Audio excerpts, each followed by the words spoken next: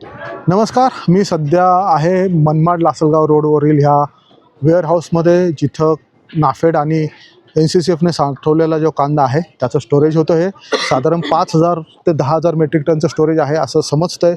अधिकाऱ्यांना फोन केला, त्यांचं बोलणं झालेलं नाही. इथला जो अधिकारी आम्हाला एक जण भेटला, त्यांनी काही माहिती देण्यास नकार दिलेला आहे. त्यामुळे काही शंका नक्कीच येणार.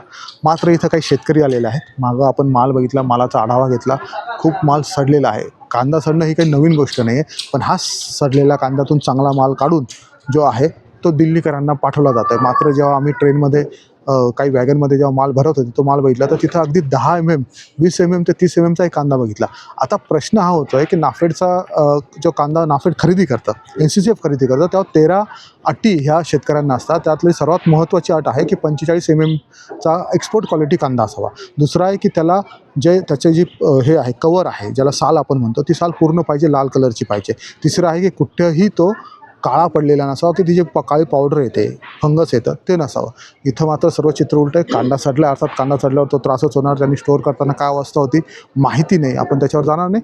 मात्र शेतकऱ्यांचा हा सर्व माल बघून शेतकऱ्यांच्या काय प्रतिक्रिया आहे, कारण हा जो माल इथून ट्रेनने गेलेला आहे, जिथं 840 मेट्रिक टन जायला पाहिजे होता, तो केवळ 450 मेट्रिक टन गेला आहे. म्हणजे निम्मी रेल्वे जी आहे ती एमटी गेलेली आहे. आणि ज्या इतर 4 ट्रेन आहेत त्या सध्या तरी कॅन्सल झालेल्या आहे.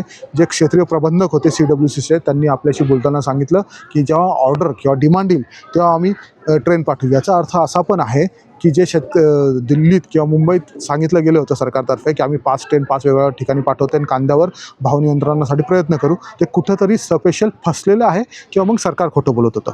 आता अर्थात तो नंतरचा भाग आहे. आपण शेतकऱ्यांकडून नेमकं जाणून घेऊ काय सध्या स्थिती आहे कांद्याची. इथं काय स्थिती, इथं मार्केटमध्ये सध्या जो रेग्युलर कांदा आहे त्याला काय भाव भेटतो? तर आमच्या रेग्युलर भावात मिळत होता, आम्हाला 4,500 रुपये मिळायला लागला होता.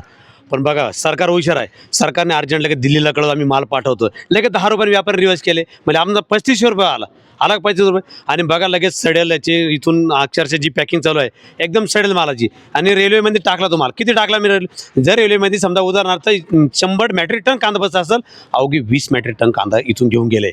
काही शेतकऱ्यांनी अडवायचा प्रयत्न केला आहे. त्यांना काय खात्री करायची होती, याच्यात सडलेला माल आहे का, याच्यात 50 mm चा माल आहे तुमचा भरलेला नाही. अवघी 10-12 mm चा माल इथे खरेदी करून ठेवला आहे. आता मी ज्या गोडाऊनला तुम्हाला बाईट देतोय ना, ते गोडाऊन पूर्ण अक्षरशः मला ते बोलवत नाही अशी परिस्थिती आहे. इतका बेकार वास येतोय. मग आमचं म्हणणं असं आहे, जर तुम्ही हा सगळा खोटापटा बंद केला असता तर आमचा हा जो माल आहे 50 mm चा, जो चांगला ठरलेवाला पाहिजे, खायला चव पाहिजे, तो कमीत कमी 60 रुपये किलो विकला असता. पण याने आमचा तंगडं घोडं घातला ना, मध्ये तंगडं घातला ना, आता आम्हाला तोटा होणार ही 100% खात्री आहे. ही रेल्वेत एक तुम्हाला सांगतो, काही घाबरून जायचं काम नाही खाणाऱ्यांनो. रेल्वेत कुठलाही माल नाही आहे, फक्त ही तुमची दिशाभूल करण्यासाठी ही रेल्वे पाठवलेली आहे. रेल्वेत साधारण 450 मेट्रिक टन माल गेलेला आहे. तो 24 तासात तिथं पोहोचेल, पण जेव्हा कांद्याची अवस्था बघितली तो सही सलामत तिथं पोहोचेल वाटतं.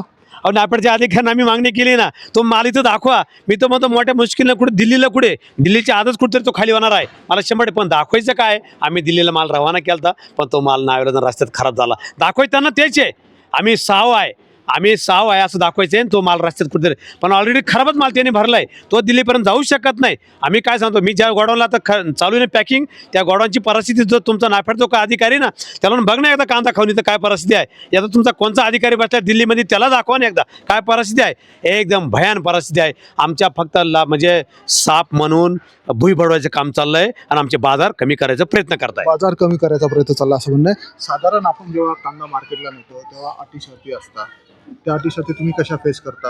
आणि ह्यावेळेशी थोडं नाफेड आणि NCCF शेतकरी पाठही फिरवली होती, नेमकं काय कारण असेल? पाठ फिरवायचं कारण असं झालं की त्यांनी खरेदी केलीच नाही. शेतकऱ्याचा कांदा त्यांनी घेतलाच नाही. शेतकऱ्याचा कांदा 45+ होता, तो कांदा त्यांनी घेतलाच नाही. 1 ट्रॅक्टर कांदा जेव्हा ते खरेदी करायला आले, त्यातला फक्त 2च क्विंटल कांदा आम्हाला चालेल असं ते म्हटले. म्हणजे तुमचा बारीक साईजचा कांदा चालणार नाही. आता तुम्ही पावडर मारलेला कांदा फक्त मला दाखवा. याच्यात हा जो कांदा आहे ना पावडर मारलेला, हा आळ्या पडू नये म्हणून आहे, हा त्यांनी आता टाकलेला आहे.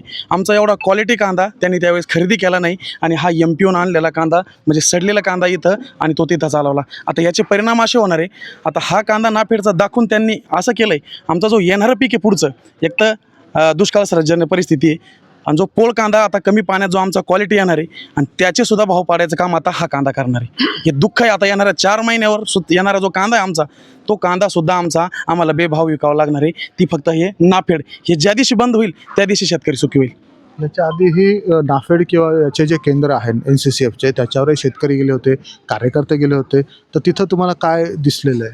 साहेब, त्या चाळ्यांमध्ये जो कांदा साठवलेला आहे ना, तो आमच्याकडे आम्ही उखड्यावर टाकलेला आहे. म्हणजे आमचे जनावरं सुद्धा त्याला खाती नाही. तो कांदा आहे, त्याच्यात आळ्या पडलेल्या आहे, ते हातात घेऊन दाखवलं, मीडियाने पण ती बातमी चालवली. पण याच्यावर स्वतः कलेक्टर साहेबांसारख्या मोठ्या अधिकाऱ्याचं वचक पाहिजे. पण इथं कलेक्टरसुद्धा हातबल झालेले आम्हाला दिसले. म्हणजे ही फार मोठी शृंखला आहे साहेब. आता ते आता सांगू नाही शकत आता असं. आज आम्हालाही जाणवलं की एकही अधिकारी इथला लोकल बोलायला तयार नव्हता. नाफेडने NCCF नाही. साधारण चांदवडला रेड झाली होती 15 दिवसापूर्वी. त्याचा एक अहवाल समोर आला होता की त्याच्यात म्हटलं गेलं होतं की हा कांदा खाण्यालायक नाही, 8 दिवसात सडेल. तर नेमकं त्यावेळेस काय झालं होतं आणि आता स्थिती काय आहे? ज्यावेळेस चांदवडला रेड झाली त्यावेळेस काही अधिकारी तिथं दक्षता समिती म्हणून तिथं उपस्थित झाले. त्या दक्षता समितीने आता अहवाल पण दिलेला आहे की संपूर्ण जो कांदा आहे तो संपूर्ण सडलेला आहे. म्हणजे तो कांदा खाण्यायोग्य राहिलेला नाही. पण यांनी एक दिल्लीच्या लोकांना कांदा खाऊ घालण्याच्या निमित्ताने नाफेडचा घोटाळा दाबण्यासाठी ही ट्रेन भरलेली आहे. दुसरा कुठलाही याच्या मागं दुसरा हेतू नव्हता. ही ट्रेन फक्त नाफेडमध्ये माल साठवलेला आहे, तो तिथपर्यंत आम्ही पोहोचू शकतो असं दाखवलेलं आहे. आणि तुम्ही जे बोलताय की 400 मेट्रिक टन का काय गेला आहे, तर 400 मेट्रिक टन कांदा हा त्या रेल्वे बोगीत नव्हताच. हा नुसता निव्वळ दिखावा आहे. या CWCचं ऑफिस आहे नाशिकच्या वरतून आहेत, म्हणजे पश्चिमेला आहे. आणि कांदा पिकतो इकडं पूर्व बाजूला पिकतोय. म्हणजे शेतकरी तिथपर्यंत पोहोचलेच नाही पाहिजे अशी सर्व व्यवस्था या नाफेडने करून ठेवलेली आहे.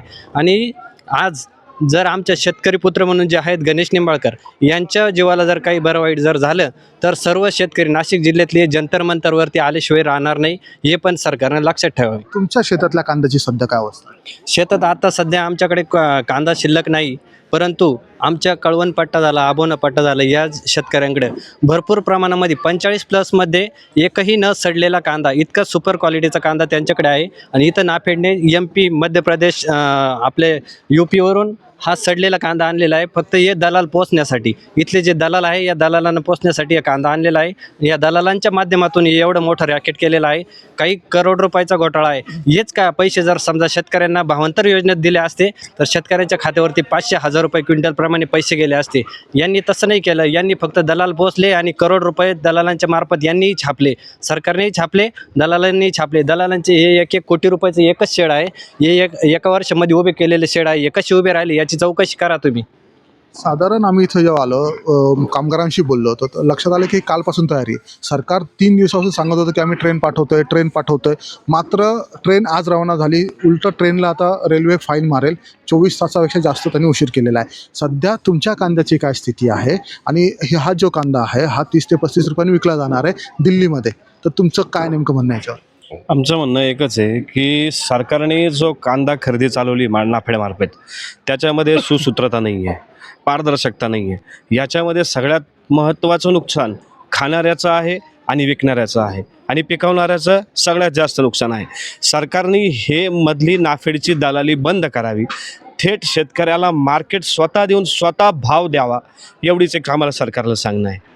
आणि जे आत्ता त्यांनी सांगितलं की आम्ही असं ट्रेनने कांदा पाठवतोय, ही सर्रास चुकीची बाब आहे. त्यांची 3 दिवसापासून तयारी ही चालू होती की खाणाऱ्यापर्यंत ओरिजिनल कांदा न जाता खराब कांदा कसा पोचेल आणि त्याच्यातून तो खराब झालेला कांदा आहे त्याचं नुकसान दाखवून सरकार समाजापुढं आपलं चित्र कसं चांगलं दाखवेल हे नियोजन होतं. आणि हे त्यांच्या नियोजनातून स्पष्ट होतं. आज जर आमचे शेतकरी पुत्र गणेश भाऊ जर नसते, रेल्वे अडवण्यात नसते, तर यदाकदाचित सरकारचं हे नियोजन सफल झालं असतं आणि सरकार यशस्वी झालं असतं की आम्ही तुमच्यापर्यंत जनतेसाठी जनतेतल्या खालच्या स्तरासाठी काम करतोय. पण ते काम करत नाही आहे, तर ते सरकार काम करत हे दाखवून लुटण्याचा प्रकार करत आहे. तर सरकारने हे कुठेतरी थांबवलं पाहिजे. सरकारला काय सांगाल? समजा तुमच्याकडे कांदा आहे, तिथं 35 रुपये विकला जातो, तर नेमकं काय सांगाल? सरकारने तिथं 35 रुपये घेत आहे कांदा, सरकारला वाहतूक खर्च आहे, इतर खर्च आहे, काही गोष्टींमध्ये खर्च आहे, तर तो कांदा तिथं 35 न घेतात तुम्ही इथं आमच्या शेतकऱ्याला 50 रुपये भाव द्या, 45 रुपये भाव द्या. या सडक्या कांद्यापेक्षा जे जनावरालाही शेतकरी खायला घालत नाही, त्याच्यापेक्षाही उच्च दर्जाचा कांदा शेतकरी तुम्हाला देईल आणि तेही मनमोकळ्याप्रमाणे देईल. कारण शेतकऱ्याला देणं आवडतं, घेणं आवडत नाही. ही भूमिका शेतकऱ्याची सरकारने समजून घ्यायला हवी. शेतकऱ्यांना आता कुठंतरी 2 रुपये होत आहे इडू मागे ज्यावेळेस बाजार नव्हते त्यावेळेस शेतकरी एकदम हातबल होत. अनुदानाची मागणी केली तर 1 रुपयासुद्धा अनुदान या सरकारने दिलेलं नाही. आणि आता अचानक कुठेतरी बाजार वाढले तर लगेच त्याच्यावाले बाऊ केला. म्हणजे त्या सरकारला फक्त हेच करायचं, शेतकरी मारायचं आहे आणि जो खाणार आहे त्यालाच फक्त शाबूत ठेवायचं आहे. असंच आहे का? खाणाऱ्याला पण चांगला द्या. खाणाऱ्याला पण चांगला द्या आणि पिकवणाऱ्याला पण चांगले दिवस येऊ द्या ना कधीतरी.